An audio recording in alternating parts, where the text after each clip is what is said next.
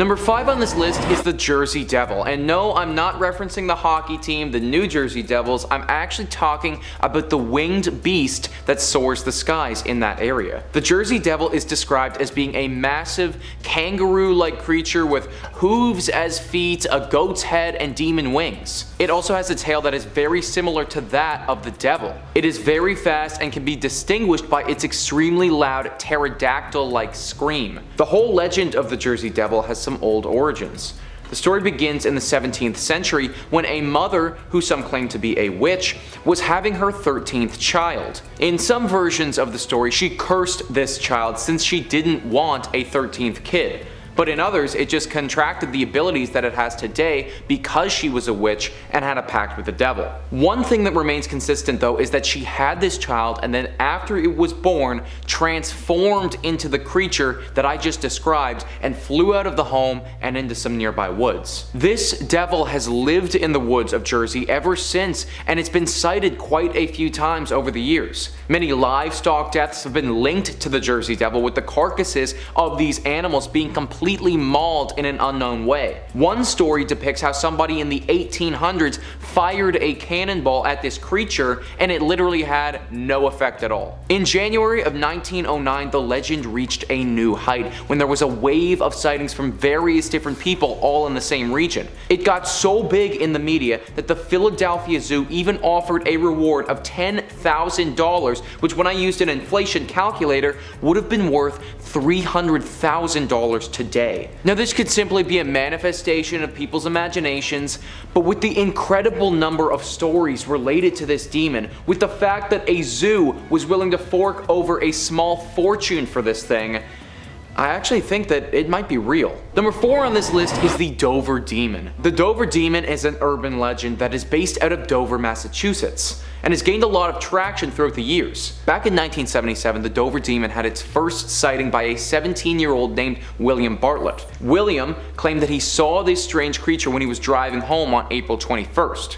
And we described this creature as having super large eyes, long tendril-like fingers, a massive head, and spindly limbs. He said that he saw this strange demon sitting on top of a broken stone wall, staring down at him. When he reported it to the police, he had to make a drawing of the creature, and after looking at it, I personally got some very serious amphibian vibes. What's super interesting about this story though is that the next night, on April 22nd, somebody else reported seeing this creature as well. This was a 15-year-old named John Baxter, and he said that he saw the creature on Miller Road in the same town. And then what gets even crazier is that the following day, another 15-year-old named Abby Brabham said that she saw this being on Springdale Avenue in the same town. The police made all of them draw pictures of this creature, and all of them were eerily similar to each other. Now since then there hasn't been much rumblings about the Dover Demon, so let's just break this down a little bit.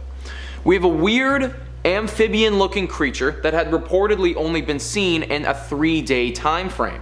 Now to me, this screams one of two things. Number 1, it's a few teenagers, they're pulling off a prank on the town, they want to have a little fun. Okay, that's possible. Or number 2, maybe it's aliens. An alien comes to Earth, investigates a little bit, and then after investigating, leaves and has never been seen again. Personally, aliens are something that I can actually get behind, and the narrative to me in this instance would actually make a lot of sense. Again guys, it could totally be a bunch of teenagers making something up about a demon, or maybe it could be aliens. Let me know in the comments guys, who you got, teenagers or aliens? What's your money on? Number 3 on this list is the New Hampshire Woods Devil. Now first thing about this creature is that it may not be a singular being, but actually an entire species in itself. The Woods Devil, or devils, are found in the deep forests of New Hampshire. These are very sizable creatures ranging from roughly 7 to 9 feet in height and are also very hairy. Now when I was first reading this, I'm gonna be completely honest, I was like, alright, 7 to 9 feet, super hairy, well that's just a bear, nothing demonic here. But where they differ from bears is just how thin they are for their height. They're said to be rather lanky creatures with really long fingers and fingernails. Sightings of these beasts have been going on for quite a while as well, with reports going back almost 100 years all the way to the 1930s. Now, for a long period of time, people thought that they were dealing with Bigfoot in regards to these creatures. However, it is now believed that they are either a descendant of Bigfoot or a subspecies. Their hair is really notable as well because it's actually gray. This allows them to blend into their environment extremely well and camouflage themselves from predators or hunters. This also works extremely well with their temperament because it's believed that these wood devils are pretty calm creatures. People have reported running into them before, but I couldn't find any explicit reports of these beings attacking humans or hunting humans down like some other demons. In fact, for the most part, people have said that they've watched these creatures hide from them by camouflaging themselves up against a tree or simply just running away entirely. It feels like these wood devils actually have a decent amount of validity to them based on the amount of sightings that have happened over the years. Now, this entry made it into the video because they are literally called the wood devils, but personally I think that we need to change that. How do we know that these timid creatures aren't just another animal that we've discovered in the woods?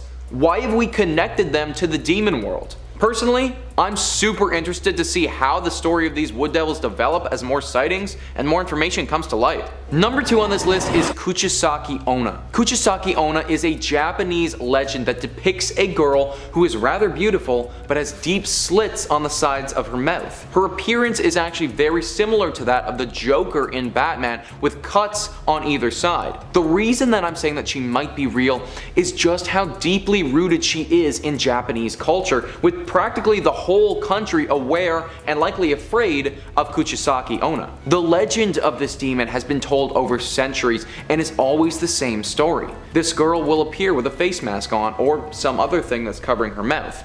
She will then ask you, "Do you think I'm beautiful?" Most of the time, the person being asked would respond with a resounding yes. She would then pull off the mask and ask the question again. Any hesitation, any wavering on your part not to once again repeat that resounding yes would result in her slitting your mouth open like hers and then killing you on the spot. If you search her up on the internet, there are hundreds of stories of sightings, theories on how to survive her, just general explanations talking about her origins. It's for this reason that I honestly think that she might be real, or at least a portion of the story has to be. This level of mass hysteria, it doesn't come from thin air. Could I believe that maybe a woman who had scars on her face or her mouth killed somebody, and then that story got exaggerated to the point that we have it today? Maybe. But the point that I'm trying to make is that she might just be real based on the amount of lore that surrounds her. Obviously, we can't be sure, but if a woman ever approaches you asking if she's pretty, the answer, it's always yes. Number 1 on this list is Vampire Mercy Brown. Vampire Mercy Brown is a 100% true story that occurred in the later 1800s about a demonic vampire. George Brown was a family man. He had a wife, a few kids. Sadly, George's entire family started to drop in a matter of months. First, it started with his wife Mary, then a few months later his daughter Olive, then his daughter Mercy, and then his teenage son Edwin. What would happen is they would just become immediately frail and sick and then die, and nobody could explain why this was happening. The townsfolk though started to believe that something supernatural was afoot here and decided that they were going to go and check the bodies of these dead people in their graves. When they did, they discovered something that really shook them to their core. George's one daughter Mercy had been underground at this point for roughly 2.5 to 3 months. When they opened up her grave though, she didn't look like she'd been there for more than a day. Her hair looked luscious, her fingernails had grown, she looked like she had fresh blood flowing through her veins. This discovery confirmed what the townsfolk had suspected though. They believed that George's family was being targeted by a demonic vampire and were slowly being killed off by it. When they discovered Mercy in the state that she was, it was clear that she had been turned and now she was operating as a vampire and waking up at night to feast on the blood of the living. They quickly took Mercy and cut open her chest and burned her heart so that her demon spirit was dead for good and gone from the world of the living. However, they never were able to find the initial vampire that was causing this problem in the first place. The discovery of her body as it was is all completely true as well, with no one being able to have a proper explanation for how she could possibly be kept in that condition. The only logical answer was that Mercy Brown was an undead vampire, and if the townsfolk wanted to stay alive, they had to put her to rest for good. Coming in at number 5, we have Shadow Dog. One Reddit user told the story of a contact she had with a demon when she was younger. Her parents had just divorced when she was a teenager. She decided that she would live with her mother in her new home. As soon as she moved in, she started to experience some paranormal activity. It started small. She'd be reading her books on her bed when she suddenly felt an icy chill take over her. Then she would feel like she was being watched by an entity that hated her, but obviously there was no one else in the room. She said when she felt this, she would leave her house and go for a walk for more than an hour. Usually by this time the feeling had passed. She then started to see shadows behind her, like there was someone stood in the room with her. This started to get worse when she would see the shadows move around her bedroom walls. They were getting bolder in their contact with her. The demon then started to imitate their family dog. She thinks this might have been a way to trick her into making a physical connection with the demon, allowing it to take full possession. The demon would make a growling noise from under her bed, like her dog was in need of help. The dog had refused to enter the room for months at this point, so she was not fooled by the demon. After this, she could not stay there anymore, with the demon becoming bolder and increasingly active. She moved in with her father and she never experienced anything paranormal again. I do appreciate that she was like, screw you mum, I'm leaving, you stay with the dog in this haunted house. Her mother's probably gone now, R.I.P. Demon got her. In at number 4 we have texting the devil. Demons could choose any form of communication with the living. They are not bound by our laws of reality. Sometimes they choose possession, others will only talk through a medium or Ouija board, but still one priest claims he is being contacted by a demon via text messages. Father Marian Rachel, a priest from Poland, claims that a demon from a failed exorcism is now harassing him. He attempted to perform the exorcism on a teenage girl but unfortunately was unsuccessful. He believed the devil is using this teenage girl to mock his failed attempt via these text messages. One of the messages that he received from the demon was, I quote, "She will not come out of this hell. She's mine. Anyone who prays for her will perish." The priest responded to this that the young girl is clearly still possessed and needs further help. The Catholic Church took this extremely seriously. Although there were some doubters, the majority of the community was extremely concerned about this young girl and her behavior since the possession began. The family of the girl cooperated fully with the church to try and save their sick daughter. They brought her back in for a second exorcism. This one seems to have been successful as far as they're aware. The priest did comment that he received a threatening message after the girl was saved from the demon. They threatened that the two would meet again and he would not be able to save himself next time. The priest, however, remains confident he has rid the world of this demon.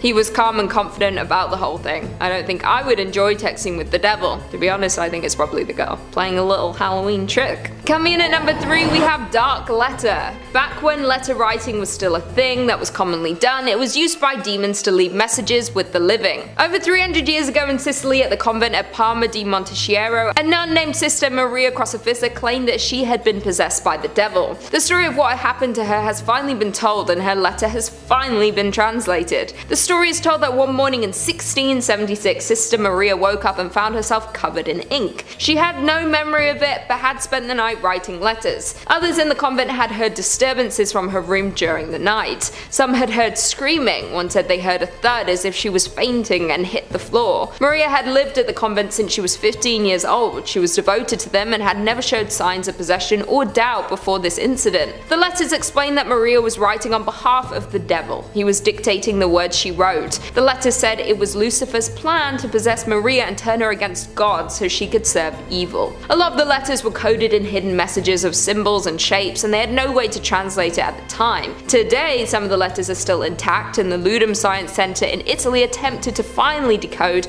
a portion of the text. The software is reportedly used by intelligence agencies for code breaking. They gave the machine the understanding of Greek, Arabic, the runic alphabet, and Latin. This revealed that the text really was devilish. It described God as a deadweight. It went on to say God could not free mortals from their fate. There is also a reference made within the writing to the river Styx, which in Greek mythology is said to separate the realm of the living from the underworld. The church was trying to disprove that the nun was ever possessed. If anything, decoding the letter proved the opposite. Maria seems to have been very lucky that the possession didn't go further. In at number 2 we have Singapore Doll. We all know that demons have an attachment to creepy dolls. There are so many stories of dolls coming to life and terrorizing families. For one unlucky neighborhood in Singapore, an old doll appeared and started to terrorize those who took it home. One Twitter user told the story to her followers as a warning. The doll first appeared leaning against a tree on a busy residential street. The doll was small and looked like an antique. Her arms were bound to her body with string, and she had a cloth across her eyes with Arabic text written across it. The girl brought the doll home and unbound her while also removing her blindfold. She said not long after bringing the doll home, she noticed that it would move around the home when left alone. She also said that she would hear it talking to itself when she left the room. It was clear to her that the doll was possessed. It soon made sense why it was bound when she found it. Although she did not know the doll's backstory, it seems the previous owner has a similar experience. She threw the doll away hoping to stop the demon from being in her home. However, when she returned, the doll was back home. It knew how to return to her home and was refusing to leave. She decided to try and bind the doll as she found it. She drove far away from her home and left the doll. Seems that the doll had been continuing this cycle. When you find and untie the doll, the demon and curse transfers to you. The owner saw someone post about finding the doll after she had left it. She saw that it had been untied and posted, "We bind it for a reason, stupid people, unbind it. It looks unhappy. Good luck to whoever did it." Her account has since been deleted, so she couldn't be tracked down for questions or for them to attempt to return the doll. The doll's current location is unknown, but its existence is now well known in the area. There have been discussions and crimes happening in the locations where the doll has been seen. Crimes that have never happened in these areas. The doll seems to communicate with other demons while alone and then whispers to its new owner when given the chance. Some suggested the doll be burned or crushed, but it is unclear if this would work. Surely someone has already tried this at some point. And finally, in at number 1 we have imaginary friend. Sometimes children have imaginary friends and we don't think anything of it, but what if their friend isn't so imaginary? One little girl from Texas named Madison had many imaginary friends when she was younger. All of her imaginary friends came as a pair. When she was 3 years old, she started to talk about a new friend. Her mother, Kelly, found this strange as this friend came around by themselves. Her new friend was called Kellum. She described him as a man around the age of 40. She said she saw him as a father figure. She started to spend a lot of her time playing with him rather than her other imaginary friends. She would build her blocks into a tower and knock them over as it made him laugh. The mother was keeping an eye on her with this latest friend but was not concerned until she started to sing an old song. At the time she didn't know how old the song was. Madison would sing the song all of the time. Her mother asked the nanny where the song is from, thinking she taught her it. She wanted to sing it with her to develop her language skills, but the nanny had never heard the song before. She had no idea where it was from. They looked into it everywhere until they finally found it online and realized it was an old song. It was released in 1892. No one in their life would be familiar with this song. She asked Madison who taught her the song. She said Kellum taught her. He sings it to his child. This shocked Kelly. This imaginary friend has an imaginary baby and he is teaching her real songs. She could not find an explanation for it. Things quickly began to get worse. Maybe Kellum had been watching Kelly figuring out he is more than an imaginary friend, but maybe he was an entity communicating with her daughter. One night Madison woke up screaming. When she was older, she told the story that Kellum was grabbing onto her arm, pulling on her. He was getting angry and frustrated that she did not want to stay up and play. She kicked him away and tried to flee the room. She was screaming as she tried to climb the baby gate. Kelly was woken up by the screaming and ran and grabbed Madison as she cried for help. Kelly looked back to the room where the curtains were blowing like there was a great wind in the room, but the windows were all closed. They fled their home. Safely relocated at their friend's home, Kelly called her stepfather, who was a pastor. He did not believe in demons, and if she had come to him sooner, the community might have labeled her a sinner for inviting this entity into her home, but she was desperate. Her stepfather told her to stay away from the home till he was done. He called her the next morning saying it was safe to return. When she got home, holy oil had been used all over the house to protect them. They both said it felt peaceful when they re-entered their home. Madison never saw any of her imaginary friends again. Now she is older and able to reflect on it. She feels the demon was talking to her, telling her stories and attempting to get her to behave badly. In at number 5 we have Old Friend. This story was told on Reddit about someone's interaction with a demon as a child. When he was around 4 years old, he moved into his new room in the home. They decorated the room, including a large mirror that covered floor to ceiling. Not long after moving into the room, he started talking to the mirror. He would talk to it for hours, playing in front of it, and it seemed that he saw it as a friend. His parents began to worry about this and wanted to know more. They asked about the mirror and he explained that it is where his friend lives. He was able to tell them what he looked like, his hobbies, and how he had died. This made the parents very concerned. They didn't want to scare him, so they went and did their own research about the house. It turns out it had a lot of paranormal activity linked to its past, people tormented by spirits or befriended and then used. They feared this friend could be a demon looking for its next victim. When they looked into the name of the friend, it turned out he was an old owner of the home who had died in that very room. They didn't believe in the paranormal before this, but they were terrified for their child. They moved out of the house a month later and he never mentioned his friend visiting again. Coming in at number 4 we have the Mirror Person. This story happened when a young girl, about 12 years old, had to get up during the night to use the bathroom. Her house was completely pitch black. She could not see anything. She made her way across the hall to reach the little bathroom at the end. When she finally got to the bathroom, she hit the light and glanced up for maybe a few seconds. She saw a face staring at her from the mirror. It was not her reflection, it was a demonic face. She said it was as if someone was stood at the other side of the glass, pressed up against it and staring at her. She screamed and ran. She was hysterical and didn't know what to do. Her dad woke up and found her.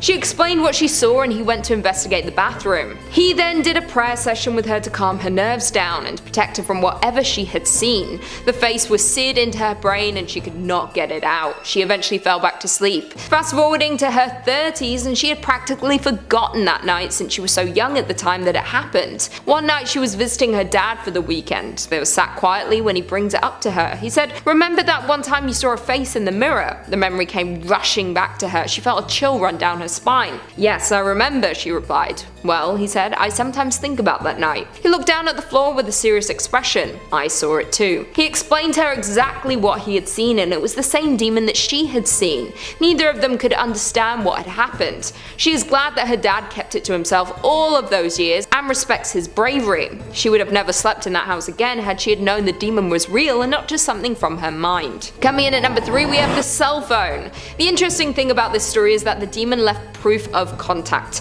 Usually they go undetected or make it so no one will believe you anyway. It started when a young boy's mum bought a new home. She hadn't spent time to set the phone up yet. After a long day at work, she got home and put the phone on the counter. Her son asked if he could play on the phone. She saw no harm in this and just told him not to make any calls or send any messages. At around 11:20 she began to get tired and wanted to tuck her son into bed before she went off to sleep. When she got to his room, he wasn't there. He never sleeps anywhere but his bed, so this was surprising. Starting to feel panicked, she looked around the rest of the home. She finally found him asleep on her bed, still clutching the phone in his hand. She picked the phone up to inspect what he had been doing on the phone. At first she didn't notice much, just a few minor changes. The background had changed and there were a couple of new apps. She was looking through the pictures as he had been playing around with the camera. She began deleting the pictures until she got to the most recent one. It was a picture of her son, but it was taken from above. The angle was taken as if the phone was floating above the bed. If this wasn't disturbing enough, there was also an elderly woman's face in the corner of the image. There were no explanation for how any of this happened. Who was the woman? As she shared her story, others reached out to explain this is a sign that a demon is in her home. Coming in at number 2 we have the goodbye.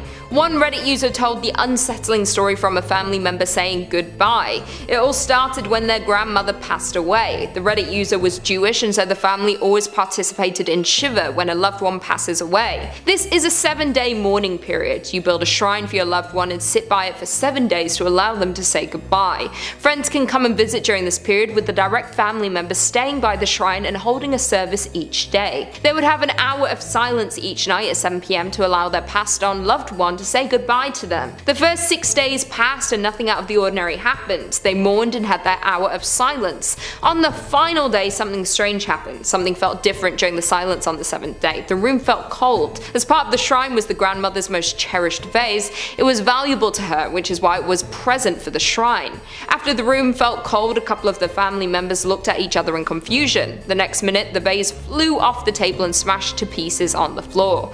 Everyone was stunned. The vase had been sat there as long as they had remembered without any risk of it smashing. Felt like something was in the room with them. It was as if it knocked over the vase to make its presence known. It didn't feel like it was the grandma though, she would never have broken that vase. The next moment the doors to the home all slammed shut at the same time. At that moment the feeling of being watched disappeared along with the cold spot. The family shrugged it off as a coincidence and nothing more, but could it have been that the grandmother saved them from the dark entity who felt welcomed into their home? After the doors slammed, the house felt at peace, as if the grandmother had helped them and then simply said goodbye and passed on. And finally, in at number 1 we have ancient Athens. This story dates back to the Roman Empire in 113 AD. The story was well documented, so it is still told today. There was one large and roomy home in Athens that no one would live in. It had a bad history of hauntings and paranormal activity. It was seen as a dark, evil place that no one could understand, so they all avoided it at all costs. Others who lived around the home would often tell of the loud noises of iron clashing in the dead of night. Sounds like the rattling of chains. Some had even noted that they had caught glimpses of an old man with a long beard and disheveled hair through the house's windows. For a long time the house sat empty as no one was brave enough to investigate. Back then little was known about the paranormal. People avoided discussing the house, but those that did believed the home held a demonic spirit. No one wanted to risk getting cursed by the demon. The owner of the home often tried to rent the home out for a cheap price. When the philosopher Athenodorus heard about the story, he decided to rent the home. He wanted to investigate and confront the demon if he had the chance. He arrived for his first night in the home, skeptical if the stories would be true as it seemed to be far-fetched. On his first night the entity appeared. It was an old man as described with chains attached to him shackling him to the floor. He was screaming, although he didn't hear the scream as he would from the living room. It sounded distant, like it was only in his head. The entity disappeared after a short period of time. Athenodorus marked the spot where he had appeared. In the morning he ordered that spot be dug up. After digging for a short while they came across some old remains. They had been in there a long time.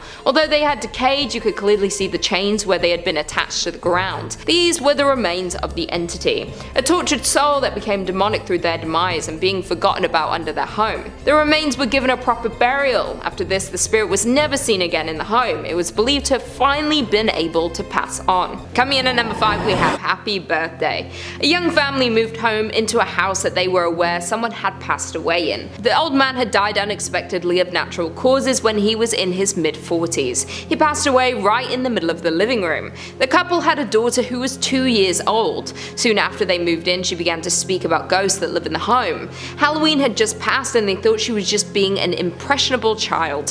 Her favorite book at the time was a Halloween-themed picture book. They assumed the talk of ghosts came from reading this book so often. She was always telling them stories about the ghost in her playhouse or playing on the stairs. She would even point to them in the corner of the room and tell them he was standing there. She was never afraid of the ghost, so they didn't seem concerned about it. The mother told the ghost that he was welcome to stay, but also that he was welcome to go if he wanted. They figured if he was a happy, friendly ghost, there was no harm in it. The couple were unsure if they believed the ghost was real until one day. It was a cold, rainy day and they were getting ready to go to daycare. Their daughter said that the ghost was out on the back deck. She said, "It's the ghost's birthday today. We need to sing him happy birthday." Again, thinking this was her obsession with birthdays, they sang along, wishing the ghost a great birthday. As they were leaving, the little girl made a comment to her parents. He said, "You guys should be careful, or the bad guy might get you guys too." This comment seemed a little off. She had said only positive things regarding the ghost so far, but this seemed like a sinister warning. After they dropped her off at school, they looked up the previous resident. The mother was shocked to find out that it was his birthday the day he died. She didn't believe in ghosts, but how would the little girl know this? His death was unexpected at a young age, so he could be warning about something sinister in the home. If there was already one ghost, it could be there was something not as friendly, also able to communicate with the family. Coming in at number 4, we have shadow people. Auspicious, the Reddit user often suffers from eye migraines. She explains that this means she doesn't feel the pain of the migraine, but she often sees shapes and auras in the room. There was one day when she knew a migraine was coming on for her. She started to see shapes like shadows around her room. She didn't think anything of it at first, as this is something that she has experienced many times. But she noticed one of the shadows was not moving around her eye like the others. This one resembled a man against the wall. She suddenly felt a cold breath on her neck. She moved her hand to feel it when she felt like something grabbed her hand. She ran out of the room, terrified. It was hard to deal with the situation and run while she was dealing with the migraine, as it can affect your ability to move around. She called her boyfriend to come around and explained how terrified she was. He looked around the room and sat in the room alone alone for a while to make her feel at ease. He felt no presence or paranormal feelings while he was in there.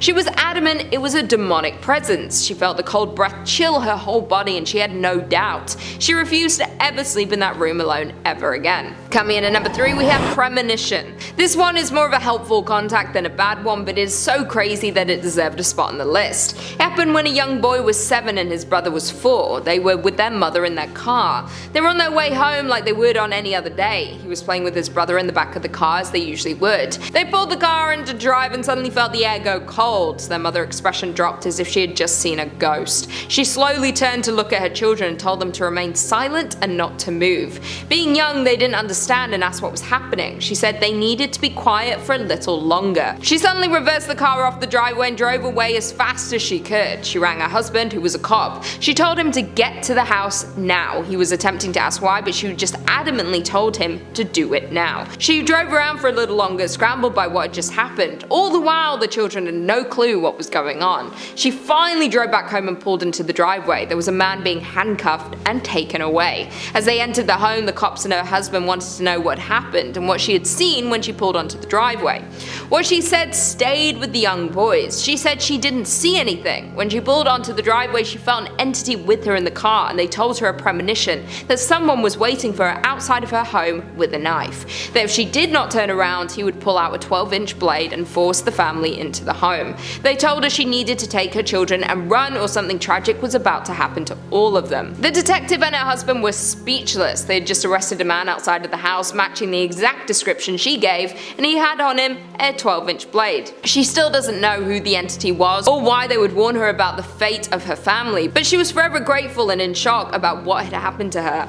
Coming in at number 2, we have Ouija Board. Just in case anyone needs to hear it, never use a Ouija board. This story started when a group of high school kids decided they would go to an abandoned building with a Ouija board on Halloween. It is said that on Halloween the barrier between the living and the other side is thin, meaning that more paranormal events can happen. It is easier for spirits and demons to pass over to the living realm during the night of Halloween. The group of kids decided they would go around 3 AM on Halloween to try and connect with the spirits. Being kids, they were not completely prepared for what might happen. They had done a little research on using a Ouija board, but they were not prepared for what happened. They arrived and prepped for their game. They lit candles and all joined in a circle. They asked if anyone was there. The pointer moved and it said yes. They asked a few more questions, but nothing was clear to any of them.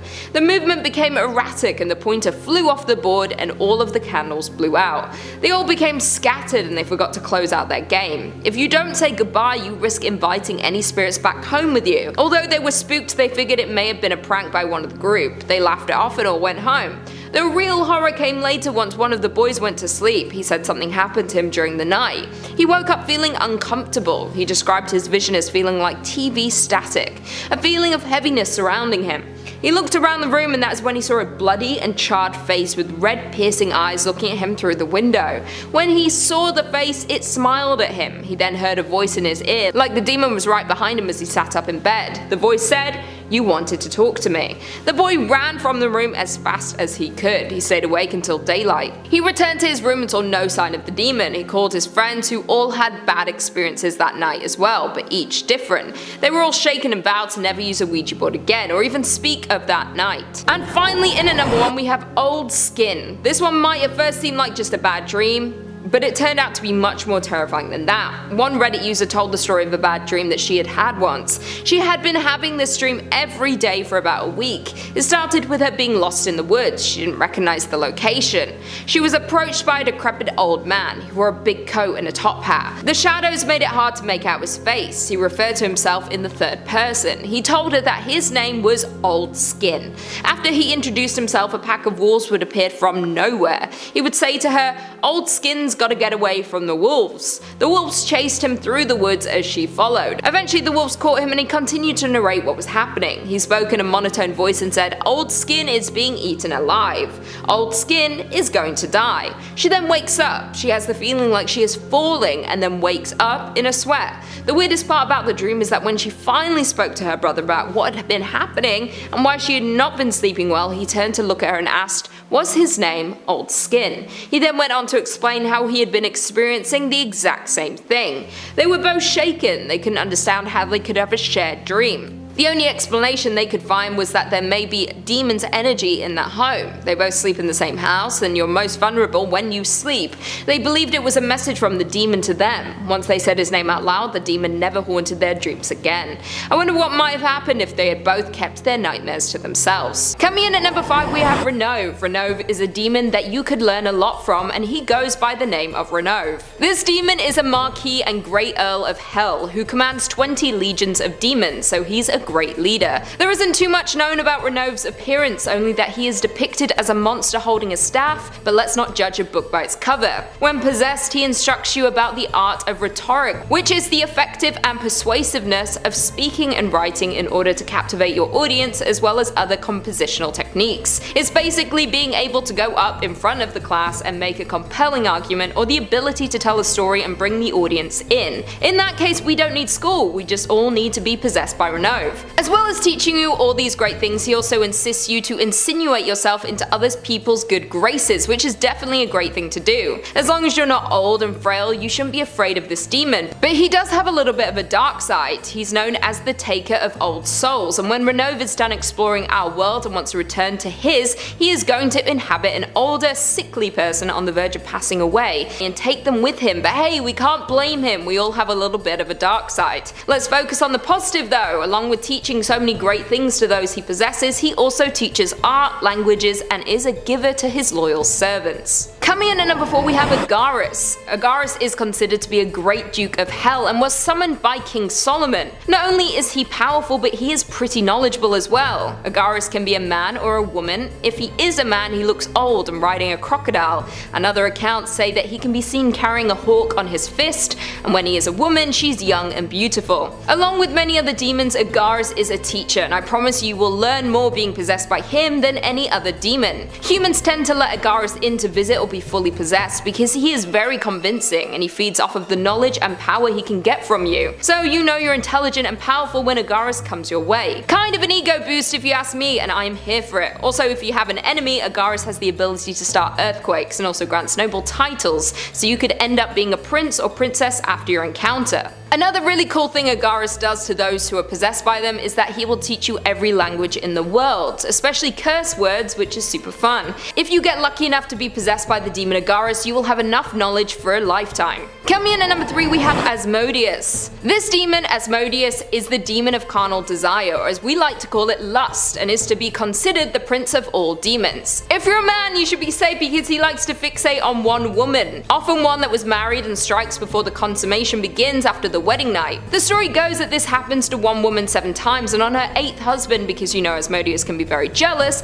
and wants that woman all to himself, so he becomes rageful and takes out the competition. So anyways, on the 8th husband, to defend himself, he had put some fish guts on hot coals and the fire alarm started. It scared Asmodeus so greatly that he fled and went to a whole different country. So this is ideal for his victims because he is so easy to defeat. He is pretty much a scaredy cat. Asmodeus also hates birds and water because apparently they remind him of God. Regardless if you're being possessed and you're like, nah, I'm over it, then chase some birds, maybe on a beach. I know seagulls love hanging out there. Do some fishing or go for a dip in the ocean or your local pool and poof, your demon is gone.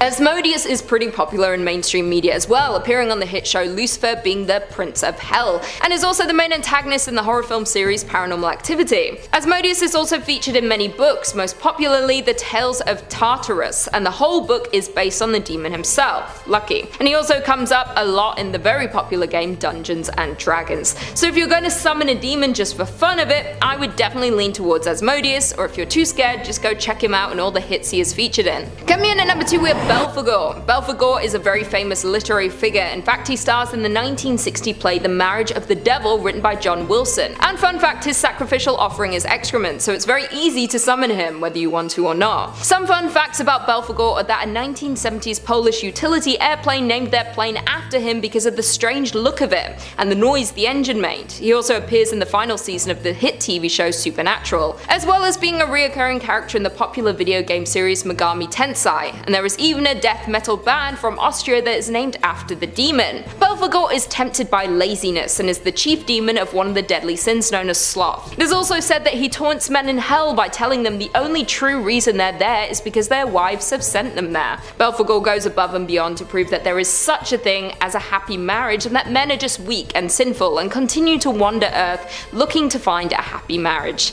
Satan actually named Belphegor the ambassador of France, and he is the strongest in April, so maybe if you're going to book a trip to France, make sure you book it for the month of April, and if you're lucky enough to get possessed by Belphegor, definitely make a Reddit thread or put it somewhere on the internet so I can read it. And finally, in at number 1 we have Perron. Perron is one of the kings of Djinistan, and he is more obedient to Lucifer than any other king. Not only that, but he is so powerful that he has over 200 legions of demons under his rule. When it comes to what Perron looks like, he is depicted as a man with the face of a woman, wearing a crown with many precious stones on it and riding a dromedary camel. Like other demons on this list, Perron is a teacher, and he can teach you all about the arts, philosophy, and sciences, but the best of all, if you get possessed by this demon, he has the ability to tell you all secrets. He can reveal to you all the mysteries of the earth. Any questions you have, Perron has the ability to answer them, along with the questions about the mind and wind and water. I know there are so many questions we all have about why we are here, what our purposes are, there aliens, and so much more. So anything you are curious about, just ask Perron. This demon is the most powerful, and some of his other powers, I know what you're thinking, how can he have more abilities than I've already talked about? Well, there are more, and they include the knowledge of past and future events,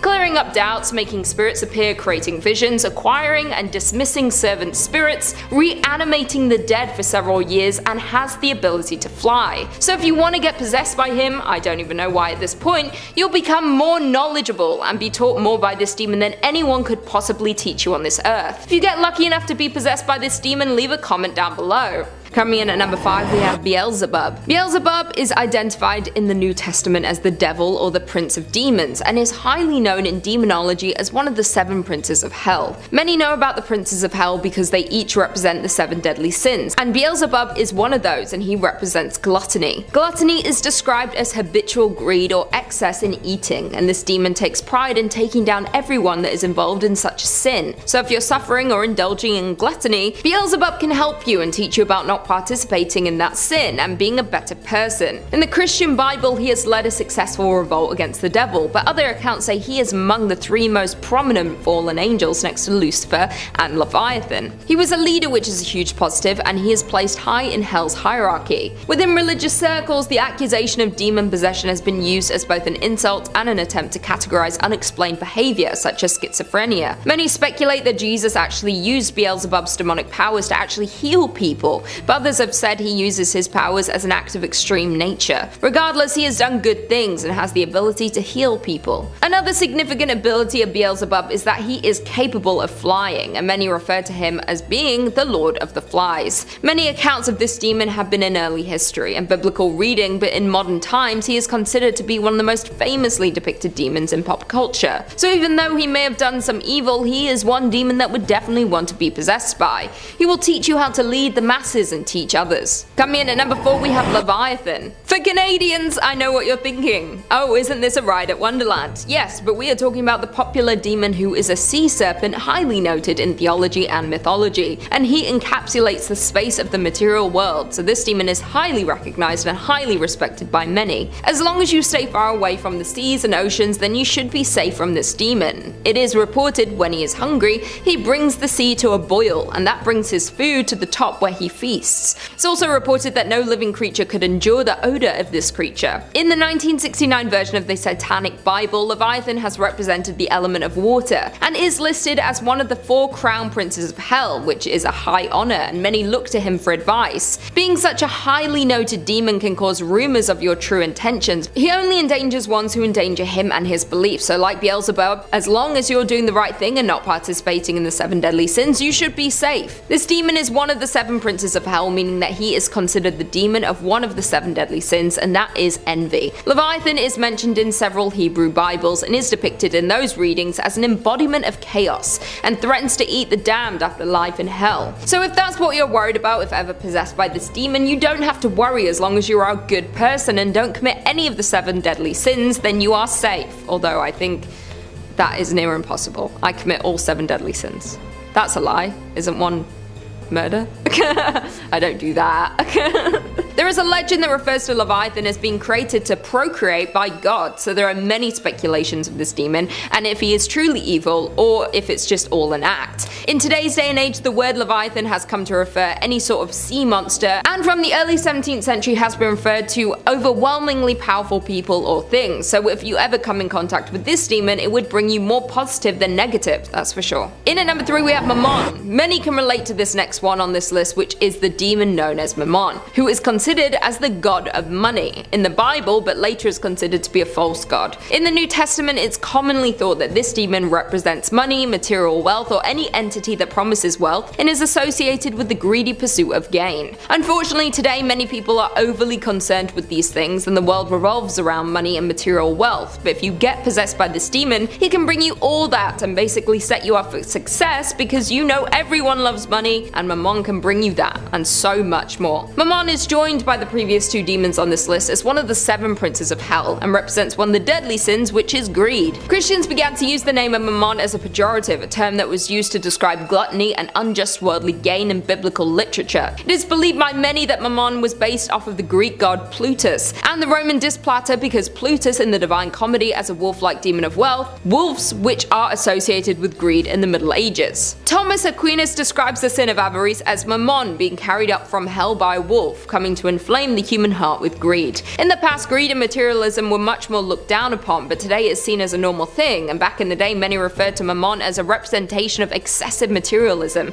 or greed as a negative influence. Many today are greedy for money and accumulating many different items, whether it's clothes, jewelry, cars, houses, etc., and that is seen today as a status symbol and even praised for it. So if you're greedy like many of us, you may come in contact with the demon Mammon. Coming in at number 2 we have Miriam. Miriam is highly known as the Red Death. This demon is known for being the spirit of pestilence and is a prince of hell, believed to be one of the beautiful angels who angered God by bathing in blood of the opposing enemies of his lord, due to the fact that the blood is the life currency of all things. The story goes that instead of God ending Miriam's existence completely, he was instead cursed by being rendered into a hideous being before plummeting down to hell, so this demon is a fallen angel. And this process drove Miriam insane and became imprisoned deep inside the confines of the inferno of hell. After experiencing this life-changing incident, it didn't let it consume this demon. He soon after became a prince of hell and ruled over the circle of violence. Merriman is known for having a hunger for the taking of lives,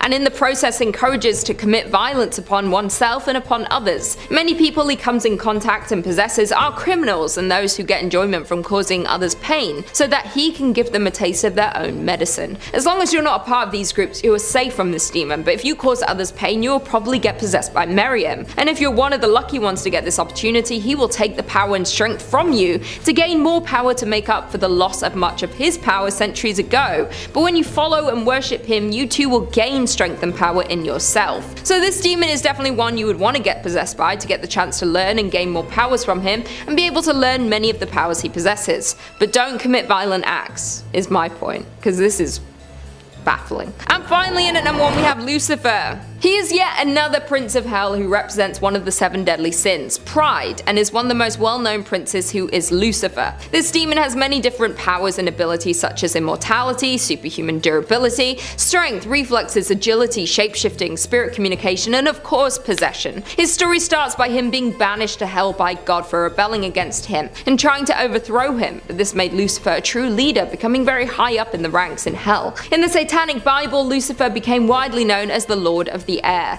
and is called the bringer of light, the morning star, and is known to bring intellectualism and enlightenment to anyone who comes in contact with him. Not only is he a prince in the underworld, many people worship him in the physical world, and they believe in what they call Luciferianism, which is a belief structure that venerates the fundamental traits that are attributed to Lucifer. These teachings were inspired by Gnosticism, and it refers to Lucifer not as the devil but as a savior, a guardian, and an instructing spirit. Many worship him more than God himself, and if you get possessed by any demon, the best one would be Lucifer. Lucifer is one of the most powerful demons of all time, and if you are lucky enough, you would love to get possessed by him, and it truly would be an honor. He can possess all of his powers onto you, and also give you many of his unearthly abilities for yourself. Coming in at number 5 we have Wolpertinger. The Wolpertinger can be found in Germany and is a mysterious creature that roams the alpine forests of Bavaria. This odd looking creature isn't particularly large or vicious but can be incredibly scary due to the fact it is made up of different body parts of various animals. It has the head of a rabbit, the body of a squirrel, the legs of a pheasant, and has antlers, fangs, and wings. Legend has it that if you are brave enough to try and lure the Wolpertinger in to see it for yourself, you need to bring salt with you and a trap. It is said that if you sprinkle salt on its tail, you can supposedly catch it. Also, if you prop open a sack with a spade and light a candle inside, the demon will be attracted to the light, and once he's inside the sack, you remove the spade and trap him. But be very careful, because if they feel threatened, they can attack, and they are extremely quick. The creepiest thing about this demon is that some people have hunted down various woodland creatures to create their own stuffed Wolpertingers to keep, sell them to tourists, or give them to hotels or inns to put on display for all to see. So if you're planning a trip to Germany, I would definitely steer clear of the forest in Bavaria. You wouldn't want to come into contact with this demon creature. In at number 4 we have Tatzelworm. The Tatzelworm is a huge man-sized worm or snake with a feline face and a reptile tail that usually lives underground in the Eastern Alps in Switzerland, Liechtenstein, Italy, Bavaria, and Austria. The only time you may get attacked by this hideous creature is if you disturb it or threaten it while it's burrowed. It is believed that this demonic creature is extremely venomous and can attack you with its poisonous breath, and tends to make a high-pitched hissing sound when attacking their prey. So if you ever hear that nail on a chalkboard-like sound, I suggest running the other way. The name Tatzelworm isn't traditionally used in Switzerland. They usually refer to this demon as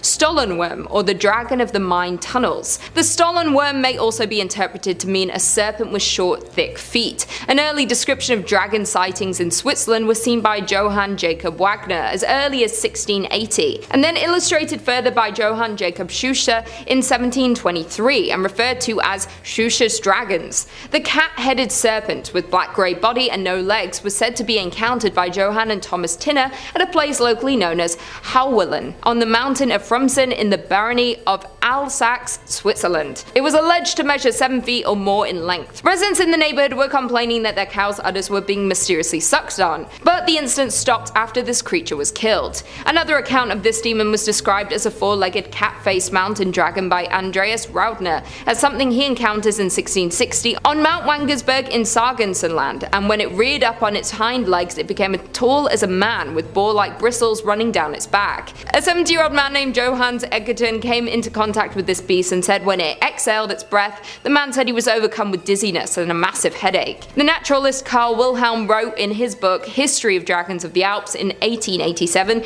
that these creatures have died out by now, but to this day the Tatzelworm phantom legend lives on, and many people still believe these demons remain. In at number 3 we have Black Shuck. The Black Shuck may be the most terrifying of them all, and definitely the deadliest. It's a huge black dog with evil red or green eyes that roams around the countryside of East Anglia. If you ever come in contact with this demon creature, you will most likely die or at least become very ill. Even just looking in the Black Shuck's eyes directly means certain death. The Black Shuck is referred by many as an omen of death if ever seen or came in contact with. The name Shuck derives from the Old English word skuka, which translates as devil, fiend, and to terrify. In Littleport, Cambridgeshire, it's home to 2 different legends of black dogs, which many believe are linked to the Black Shuck. One account refers to the story of a huge black dog that haunts the area after being killed rescuing a local girl from a lustful friar in pre-Reformation times, while the other story tells of a black dog that haunts the A10 road after its owner drowned in the nearby River Great Ouse in the 1800s. In May 2014, a large dog was excavated at Leiston Abbey by Dig Ventures, and many believe it was the remains of a Black Shuck. Dig Ventures came out and said they don't believe the remains were from the Black Shuck, stating it was only 2 feet tall and was around the size of a mastiff. Carbon dating of the bones indicated the dog was said to be from around the 16 or 1700s. Many people have reported sightings of the Black Shuck, and even to this day locals believe this demon is still roaming around England. One local woman said she had seen the creature one summer morning in the 1950s when she returned home from dance near Cromer. A Suffolk man said he had seen the dog one evening on the marshes near Felixstowe, and another account of a woman who was cycling during the 1930s. One winter night, the woman was riding her bike home after making a delivery when she was followed by a huge dog, and no matter how fast she pedaled, it seemed to effortlessly keep up to her before suddenly vanishing into thin air. The Black Blackshook has also been seen many times in pop culture, like in the hit TV show Teen Wolf, the 2019 movie Annabelle Comes Home, the 2020 video game Assassin's Creed, and even referred to in the 1999 novel Harry Potter and the Prisoner of Azkaban. In at number 2 we have Basilisk. The basilisk is an extremely dangerous being. It is a legendary reptile that is referred to as a serpent king, who can cause death with a single glance and is believed to be able to breathe fire. This snake-like being is not very big but is highly venomous and can kill in an instant and leaves a wide trail of venom behind. The basilisk is quite different from a normal looking snake and is named King because it is seen to have a crown-shaped crest on its head. One of the earliest accounts of the demon comes from Pliny the Elder's Natural History, written in roughly 79 AD, where it's described as a monstrous cow-like creature and all who beholds its eyes fall dead upon the spot. The only thing that the basilisk fears is a weasel.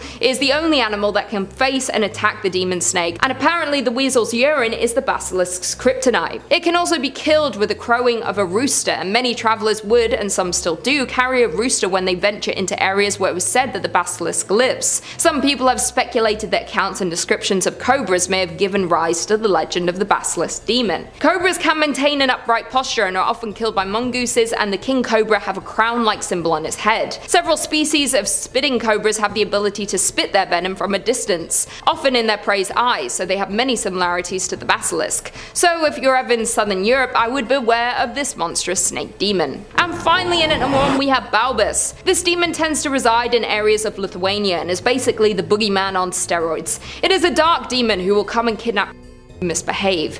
The Balbus has piercing red eyes, long thin arms, wrinkling fingers, and the most terrifying face. This demon creature stands almost 7 feet tall and their body appears like a large skeleton covered in black leathery skin. They also have extremely sharp claws and usually pounce on their victims from above. Sometimes they use two-handed weapons but still have the ability to fight off their opponents with their claws, teeth, and horns. This demon likes to hide under carpets or inside dark crevices of your house before appearing and snatching the child. The Balbus is devious, mysterious, and will stop at nothing to make sure they are victorious in everything they do. Their more subtle sadism and stealth sets them apart from every demon on this list, and they like to capture their targets for later torture as opposed to immediate bloodshed. In many places like Italy and the Eastern Mediterranean, the Balbus is portrayed as a tall man wearing a heavy black coat with a black hood or hat which hides its face. Sometimes parents would loudly knock under the table, pretending that someone is knocking at the door to make their children behave. It is also featured in a popular Italian nursery rhyme saying, "Who do I give this child to? I will give him to Balbus for a whole year." This tactic is used by many parents throughout Europe to make their children who are misbehaving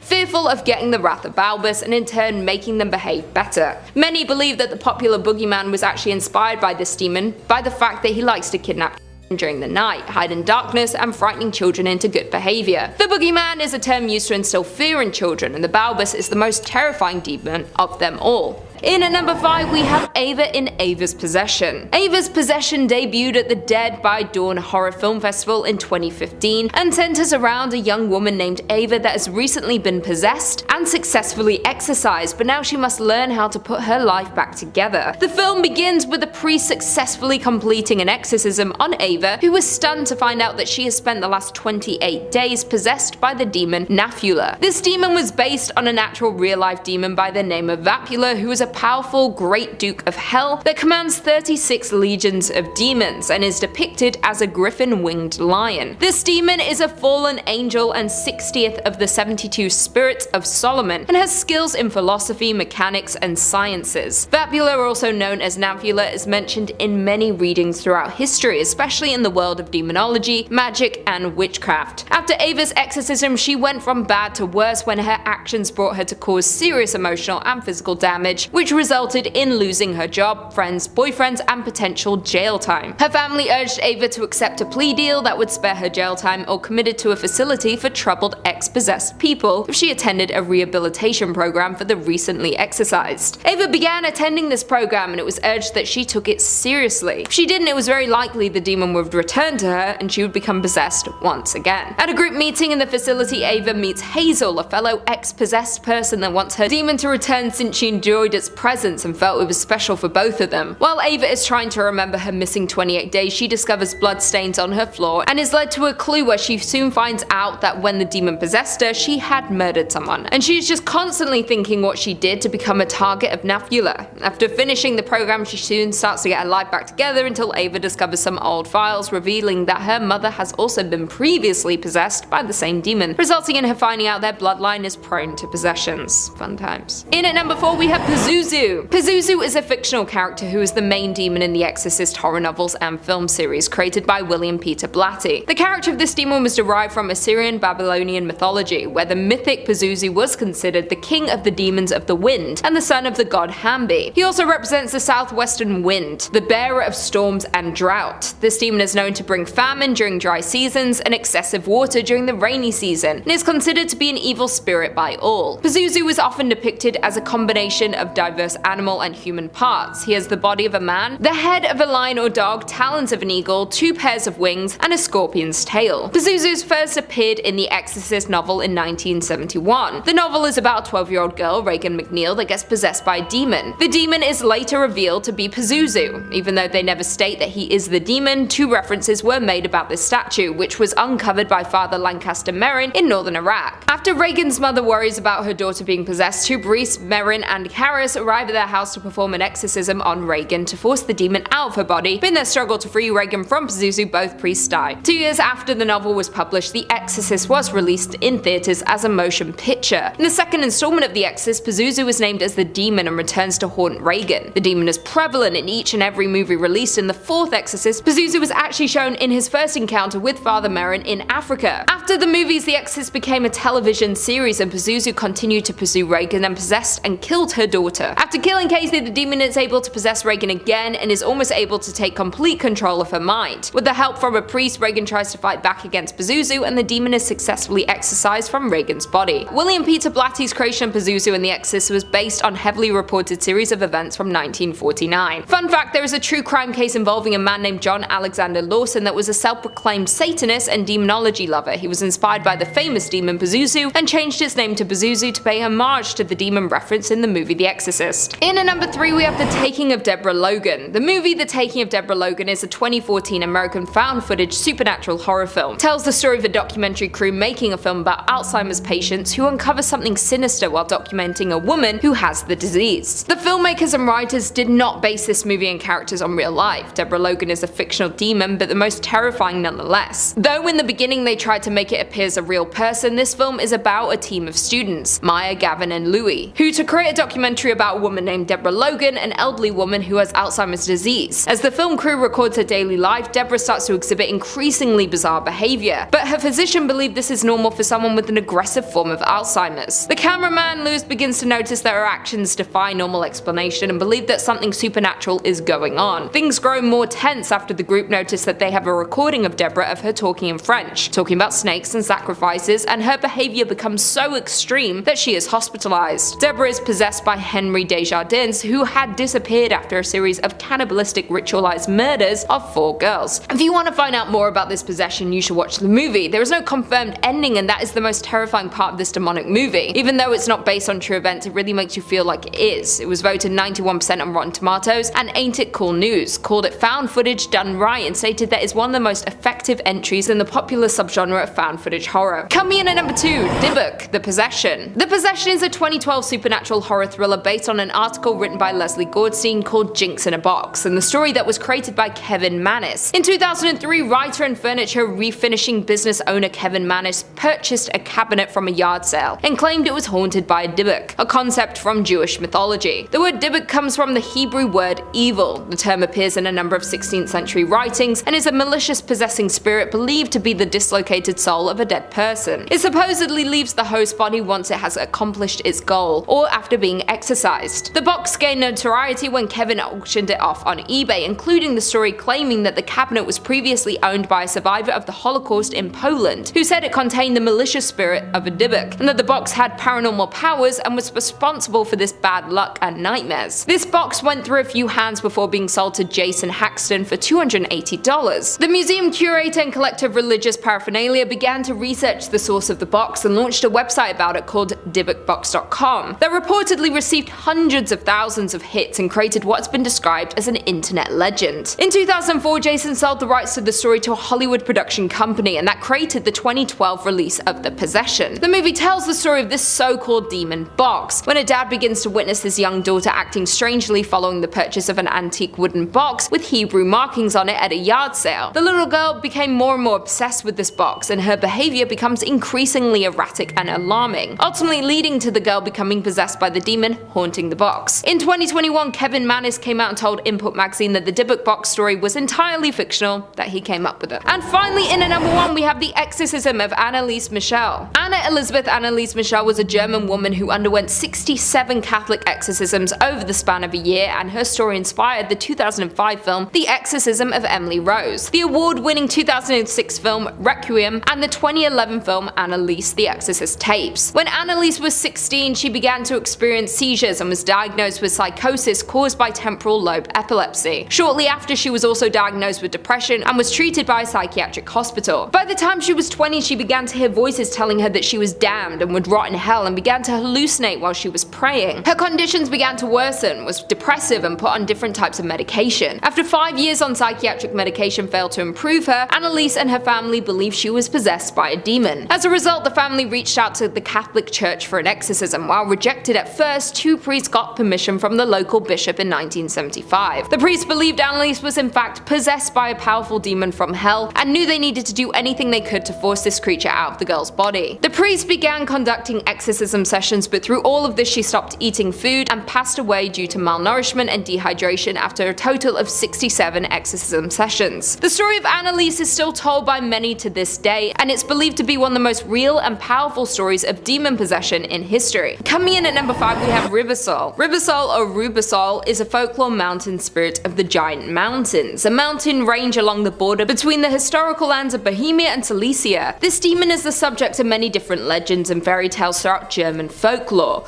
Legend has it that Rubisol is a giant gnome or mountain spirit. With good people, he can be friendly, teaches them about medicine, and gives presents, but if someone disobeys or disrespects him, his revenge is severe and can be deadly. He sometimes plays the role of a trickster in folk tales. The origin story of Rubisol comes from pagan times, and he is known as a fantastic lord of weather of the mountains, and is similar to the Wild Hunt, which are a group that roam the sky during storms and is an omen of disaster. This demon has the ability to change the weather drastically. He can send rain, lightning, thunder, and snow from the mountain to the lands below. Rubisol takes the appearance of a monk in a grey frock, holds a string instrument in his hand, which is known as the storm harp, and walks so heavily that the earth shakes around him. Others believe the demon inhabits that of a large bear and wolves to blend in with the other animals on the mountains. In the area surrounding his mountain, there is a large botanical garden named after the demon, named Rubisol's Garden. In the Czech Republic, local fairy tales say that Rubisol gives sourdough to people and invented traditional regional soup named kyselo. There is also a mountain named Kotel, which means cauldron. When fog rises from the valley at the bottom of the Kotel, people say that's when Rubisol is cooking the kyselo soup. To this day, this demon's legend lives on. Coming in at number 4, we have Adanc. Adanc or Afanc is a demon originating from British, Welsh, and Celtic mythology. It's said to look like a beaver, crocodile, or dwarf-like demon, and are about 7 feet long and weigh around 250 pounds. They prey upon those who are foolish enough to enter the lake it lives in. This demon once lived in Llyn Bafog or in Llyn Lion Lake, and it can be lured out of the water by a woman, and once this happens, Adanc becomes powerless. There are some stories of this demon being destroyed. One tells of a man dragging the beast out of the water to slay it. Another says it was lured out of the water, where it eventually fell asleep and was bound in chains and slayed. But many believe this demon still roams in the lakes of Europe. The Adanc is a solitary predator that builds dams to create smaller lakes, but still a part of the larger lake it lives in. Once they find the right place for a habitat, it's their territory and theirs only. Anything that comes near the lake or the adjoining rivers becomes this demon's prey. The Adanc hunts its prey by floating just under the surface of the water, waiting for its next meal to approach, and when it does, they attack with a bone-crushing bite. And once they have their prey in their mouth, the Adanc then drags them under the water and goes in for the kill. They wait for the prey at their most vulnerable and takes advantage of that. Like a beaver den, the Adanc's lair can only be accessed from below the water's surface, but is truly hideous sight because they use the remains of its victims for decoration of their habitat, and the stench of decay lingers all around the demon's lair. According to many historical writings between 1382 and 1410, it describes the mass destruction of Adank and how he can cause massive flooding, and one time in particular, the floods caused all the original inhabitants of Britain except for Dwyfyn and Dwyfach, who went on to find a new race of Britons. This demon is recognized by many throughout Europe and the world and is mentioned in many different books and TV shows. In at number 3 we have Picolus. Picolus is a demon from the ancient inhabitants of Prussia, described as an angry and evil spirit, with the appetite for human blood. Picolus and Patalo were gods in the pagan Prussian mythology worshipped by the old Prussians. Most researchers believe both these gods were the same person, and were in charge of the underworld and the dead. This demon was first mentioned in 1418 by Bishop of Warmia in a letter to the Pope and chronicler Simon Grunau. In a letter to the Pope and chronicler Simon Grunau, who provided more details about Picolus. According to Simon, Picolus was one of the 3 gods portrayed on the flag and coat of arms of King Wideruto, and worshipped in the temple of Ricciotto. He appears to look like an old man with a white beard and white headdress. He was scary and ruthless god of the dead. This demon would haunt and taunt the living if they disobeyed the pagan priests or buried the dead without proper sacrifices to the gods. Many other medieval writers believe in Simon's descriptions of the demon. In another writing, the Sadovian books, it mentioned 2 beings, Pekals, the god of hell and darkness, and Pekals, airborne spirit or devil. The same bear is also found in the church decrees of 1530. Many believe these 2 demons mentioned are just extended descriptions of Picolus. Caspar Heinenberger and later authors attempted to reconcile the accounts provided by Simon Grunau and the Sadovian book. In the 17th century, Christoph Harknock and Matthias Pretorius testified that people still believe in this demon, and many believe Picolus is in fact the devil. In at number 2 we have Bifrons. Bifrons is from the Earl of Jinistan, with 6 legions of demons under his command. He teaches sciences and arts and has knowledge of gems, woods and herbs. This demon has the ability to change corpses from their original grave into other places, sometimes putting magic lights on the graves that appear like candles. He first appeared as a monster but then changed his shape into that of a man to blend in with earthly people. Bifrons was originally the Roman god Janus and is often referred to as so. In ancient Roman religion and myth, Janus is the god of beginnings and transitions, also of gates, doors, passages, endings and time. He is also well versed in astrology and planetary influences, as well as geometry, herbology, mineralogy and botany. He is usually depicted as having a monstrous appearance along with 2 faces, due to his ability to look into the future and the past. The Romans named the month of January in his honor. Janus presided over the beginning and ending of conflict, and hence war and peace. The doors of his temple were open in a time of war and closed to mark the peace. As a god of transitions, he has functions pertaining to birth, journeys and exchange. Janus had a major presence in religious ceremonies throughout the years and was ritually invoked at the beginning of each one and heavily honored on many different occasions.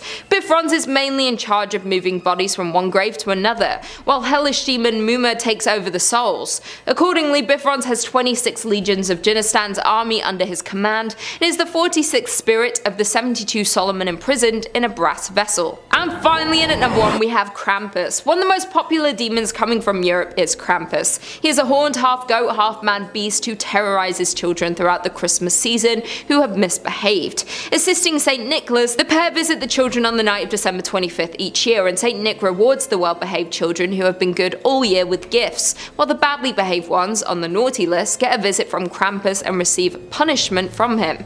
The origin of this demon is not directly known, but many believe this demon goes back centuries and originated in Germany, and since 1984 this demon has become known globally. Since the 19th century, during the Christmas season, many Europeans will exchange greeting cards featuring the Krampus demon. The feast of St. Nicholas is celebrated in parts on Europe on December 6th, and on the evening of December 5th is known as Krampus Night, where the wicked hairy devil appears on the streets, where he visits homes and businesses, wreaking havoc on unsuspecting humans. Many people believe Krampus has multiple appearances, but the most common is that he is hairy with black or brown fur, has hooves and the horns of a goat, as well as long pointed tongue hanging out and sharp fangs. There are festivals all throughout Europe held to celebrate Krampus, while many dress up in elaborate horrifying costumes that resemble this demon. In the aftermath of the 1932 election in Austria, the Krampus tradition was prohibited by the Dollfuss regime and the Christian Social Party. In the 1950s, the government distributed pamphlets titled "Krampus is an Evil Man." Towards the end of the century, Krampus' popularity rose, and the festivals began and continue to this day. Young men dress up in Krampus costumes and roam the streets, frightening children with rusty chains chains and bells. Many of these festivals take place in Austria, Romania, Bavaria, Czech Republic, Slovakia, Hungary, and Croatia, just to name a few. We've all heard about Santa, and kids are constantly told if they have bad behavior, they will get coal for Christmas, but many don't realize that this has come from the legend of Krampus. This demon has become a global figure and is depicted in many horror films and has become a part of American pop culture. Number 5 on this list is La Madremonte. According to myths and legends of Colombia, La Madremonte is a legend in which a woman who wears moss, leaves, and a green hat that conceals her face. She lives in the dense jungle and supposedly bathes in rivers, causing flooding and heavy storms. Madremonte haunts those who steals other people's land and casts plagues on cattle owners who ignore boundaries and take advantage of others. She also dislikes unfaithful spouses, vagabonds, and general mischief makers and punishes them by placing insurmountable obstacles in their path when they walk through the jungle. They eventually fall asleep with exhaustion and do not wake for hours. I think what's especially dangerous about this demon is her ability to control the weather the way that she does. It's said that even if you happen to be walking throughout the jungle or forested areas and you happen to get close to where she lives, then she'll use her powers to change the weather and make it extremely dangerous for you. This has caused some people to die before and wrecked even people's homes. For the most part, she'll target people who have wronged somebody else before, and even though this isn't right, it at least means that you can protect yourself by not wronging somebody else. However, to just be walking and accidentally run into her home and then get swept up in a horrible lightning storm definitely isn't cool. Be very careful of this demon witch in the woods if you happen to be around the area. Number 4 on this list is El Chupacabra. One of the most famous urban legends in the area, El Chupacabra is probably one that you've heard of before. Now, this demonic creature is most commonly associated with Puerto Rico. It has, as time gone on, been spotted more and more frequently in parts of South America though, like Chile. Wikipedia says, the Chupacabra or Chupacabras, literally goatsucker from Spanish, chupa to suck and cabras goats, is a legendary creature in the folklore of parts of the Americas, with its first purported sightings reported in Puerto Rico in 1995. The name comes from the animal's reported vampirism. The Chupacabra is said to attack and drink the blood of livestock, including goats. Physical descriptions of the creature vary, with some describing it as more dog-like, while others describe it as a reptilian and alien-like thing. Some report it as being a heavy creature the size of a small bear with a row of spines reaching from the neck to the base of the tail. Now, after some extensive research on this creature, I couldn't actually find any reported attacks on humans. So it seems that this bloodthirsty villain is truly only interested in animals. That being said, there were some instances where people had seen this creature, tried to stop it, and it looked as if it was preparing to attack them. Like most vicious animals, it's probably most interested in its food, but it's gonna defend itself to the last ounce of its energy if it has to. Therefore, El Chupacabra is truly only super dangerous to farmers of livestock. If you happen to be a farmer of said livestock, then having some sort of mechanism to keep out this vampiric demon lizard is of critical importance, or else it will completely decimate your animals. It's definitely better that you invest in some serious fencing, because trying to stop it by yourself, it could prove very dangerous. Number 3 on this list is the Encantados. The Encantados are a group of multiple demon creatures that reside underwater. They are extremely dangerous and have reportedly been responsible for several human disappearances. The thing about Encantados is that they're very curious about humans, and you may have no idea that you're dealing with one for a long time. Mental Floss says the Encantado is a dolphin, but one with evil powers. Encantado means enchanted one in Portuguese and refers to a special kind of boto, or long-beaked river dolphin native to the Amazon, that can take human form. Encantados are curious about humans and are especially attracted to big, noisy festivals, which they often attend as musicians, staying in human form for years. How can you recognize one? Look under its hat. They always have bald spots that are actually disguised blowholes. Encantados are usually friendly, but they occasionally hypnotize and kidnap young women and take them back to the Encante, their underground city. Sometimes the women escape and return pregnant with an Encantado baby. So they seem really nice and good right up until they decide to kidnap you and take you to their underground city where any number of things could happen. Most of the people who are taken there never return, and as they said, the ones that do have another passenger coming along for the ride.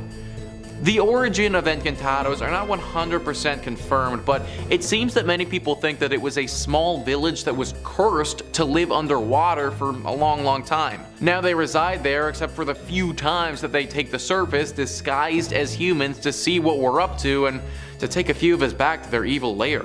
Number 2 on this list is El Cebon. El Cebon, also known as the Whistler, is a demon that doesn't get talked about nearly enough. This is a mistake though, and frankly we need to be talking and educating more about this demon and how dangerous it can be. The Spanish language blog says, according to a legend often told in the rural parts of Venezuela, El Cebon is the last soul of a young man who one day killed his own father in revenge because he murdered his son's girlfriend as he didn't approve of their relationship. After he killed his father, the young man's grandfather took it upon himself to punish him by tying him to a tree and beating him with a whip until he bled. Then he condemned him to carry his father's remains in a sack on his back. As the boy walked away into the plains, his grandfather yelled at him, "You shall not do that to your father, you are damned for all eternity," and then set his rabid dogs after him. It's said that the boy's spirit brings death and destruction to anyone who comes across him. His ghost is described as an extremely tall and skinny man who wears a farming hat and whistles the notes do, re, mi, fa, sol, la, ti, do. He's very tricky while deceiving his victims. When his whistling is heard up close, he's actually far away, but when he's heard from afar, you better start running because he's actually nearby. So first off, that initial family is freaking messed up, dude. Your dad kills your girlfriend, so then you kill your dad, but then your grandfather beats you, forces you to carry around your dead dad, and then sends dogs after you. Like, what the heck? Aside from the family being absolutely bonkers, this demon is also kinda nuts as well. I get serious Batman Joker vibes from the creepy whistle that he does there to indicate that he's coming to get his victims. The way he kills his victims is said to be very graphic as well, and he won't have you die slowly. It will be a long and drawn out process of torture that will have you begging for death. Nobody really knows how to defend yourself against this demon either. Fighting it one-on-one just simply won't work and you're gonna lose. You just need to pay very close attention to the whistle, and if you do ever hear it, don't second guess anything, just take off and don't look back. Hope that he loses interest in you and moves on to something else. Just a terrifying demon who you need to avoid at all costs. And finally, number 1 on this list is Saint La Merte. So, Saint La Merte is one of the most famous on this list, and I can promise you that you definitely do not want to run into this one. Saint La Merte is your typical personification of death in South America. It is a male figure that's dressed in a hooded cloak holding a very sharp and very menacing scythe that is sometimes referred to as Saint Death. Saint Death, or just death if you will, brings one thing alone, and it's not a welcome gift. No, as you would expect, it's death. And this demonic personification of death is said to be pretty inherently evil as well. There are many followers that look up to Saint Death and praise him.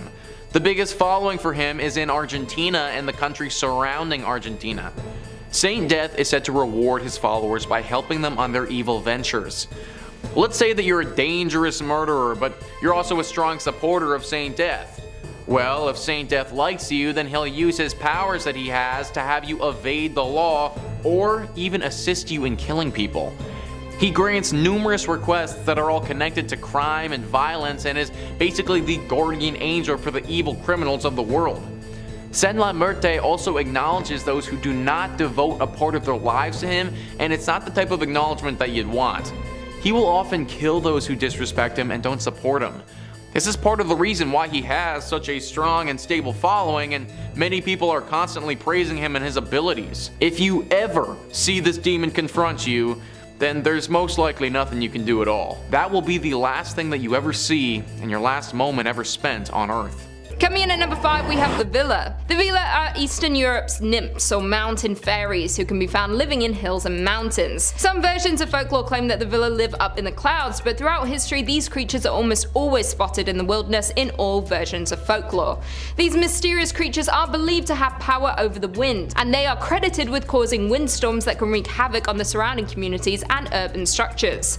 Those who claim to have seen the Villa say that they appear as beautiful women who sparkle in dresses made of leaves and flowers, while others claim they are ghost-like creatures wrapped in long cloaks or rich blue robes. Unlike many of the creepy creatures who haunt the forests and homes of Eastern Europe, the Villa are beautiful and feminine, but don't let their appearance fool you. While many believe they are helpful creatures, many people throughout Europe claim they are destructive and use their appearance for their gain. They are known to tempt men to dance with them, then rob and kill them, and then hide their bodies in the clouds or throughout the dense wilderness. These demons are incredibly strong and powerful and are known to end the lives of men who defy them or break promises. You will know that you are in the territory of the Villa if you see deep rings in the grass. This is the sign that the Villa has danced in one spot. It is said that treading on the rings will bring bad luck, so avoid them at all costs if you ever discover them in the woods. If you're planning a trip to the Eastern European area, I would definitely avoid camping or anything to do with the woods, due to many demons living and lurking in the forests around Europe. Many locals like to leave peace offerings for these demons. Things like ribbons, fruit, cake, flowers and vegetables are often left on the hills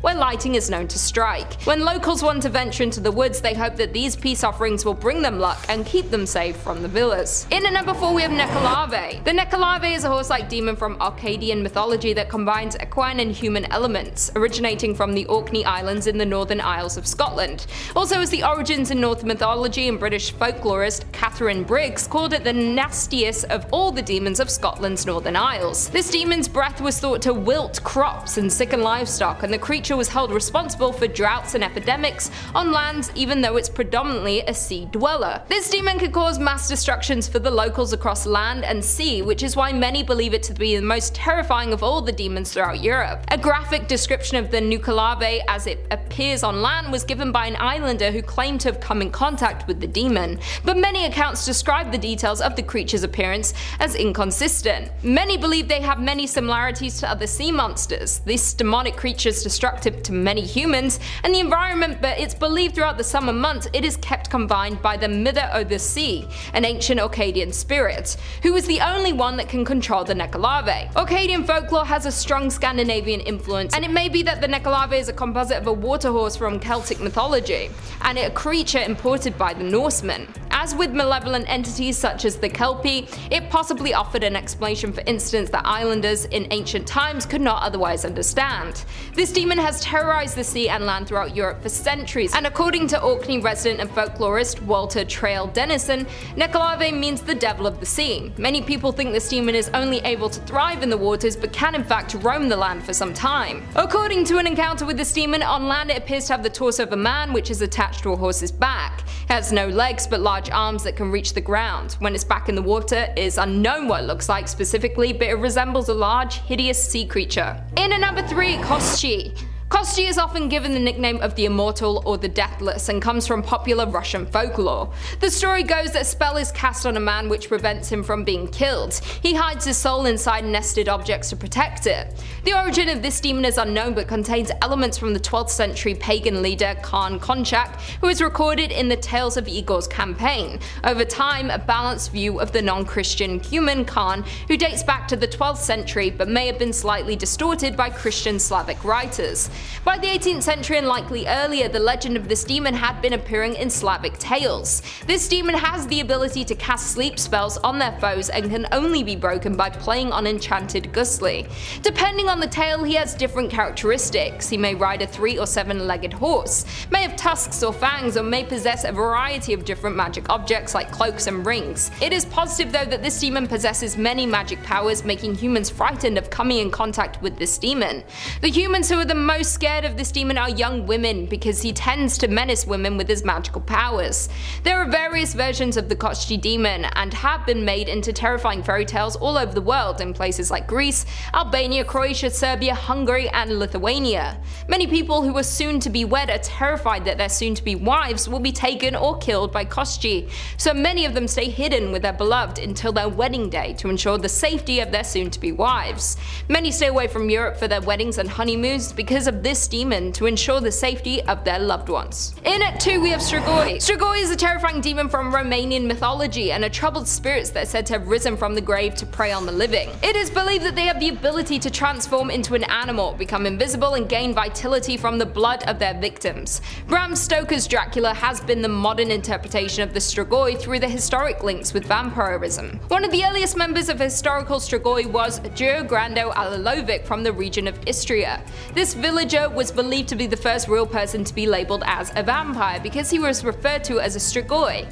Dur is said to have terrorized his former village for 16 years after his death. Eventually he was decapitated by the local priests and villagers to let the terror subside. Johann Weikard von Valvassor wrote about Dur's life and afterlife in his extensive work The Glory of the Duchy of Kornoila when he visited Kringa during his travels. This was the first written document on vampires in relation to the demon Strigoi. An 1865 article in Transylvanian folklore by Wilhelm Schmidt describes Strigoi as nocturnal creatures that prey on infants and haunts the nearby villages, stalking women waiting for them to give birth so they can sneak into their home and steal their babies. In 1909, writer Franz Harman mentioned this demon in a book, saying that the peasant children from a village in the Carpathian Mountains started to pass away mysteriously. The villagers began to suspect their recently deceased count-turned-bloodthirsty demon was the one causing these mysterious deaths. A common way used to identify the Strigoi was to place a young child dressed in white on a white horse near the graveyard at midday. It was believed that the horse would stop at the grave of the suspected demon. And finally, in at number 1 we have Kulm King. One of the scariest demons from Europe is that of the Kulm King. This creature comes from Estonian mythology and is the evil protector of the forest, eating children alive when they bother forest spirits. Not only do they prey on children, but they terrorize anyone that comes in contact with them, being able to possess people, turning them into devils, and causing havoc as lesser personifications of evil. They like to haunt and terrorize grown-ups who happen to cross paths with it while walking the dark forest around Europe. It is the restless ghost of an unholy dead, and you run the risk of being harassed everywhere in the wild because the Kulm King doesn't have a fixed haunting place. To make it even worse, many believe this creature has the ability to go through the body of humans, and if this happens, that person becomes evil, thus creating a legion of killers. This terrifying demon can appear in many different forms, including a dog, a cat, and a haystack. Some of the more sinister and possibly accurate descriptions of the Kulm King are they look like a demonic polar bear, white sharp spikes running down their backs, and sharp teeth and claws that cause death immediately. Yes, this demon is a protector of the forest, but to us humans it is similar to the devil and takes no prisoners. If you're venturing in the forest, I would be very careful to not encounter this creature, and if you do, be respectful of the forest and its habitat, if you don't want to escape alive. Not only does this demon frequent public places, but can also enter private places without invitation, a trait that can be found in other folklore monsters, such as vampires and certain types of ghosts. Anyone who enters the woods in Eastern Europe worries if the Kulm King could be lurking nearby.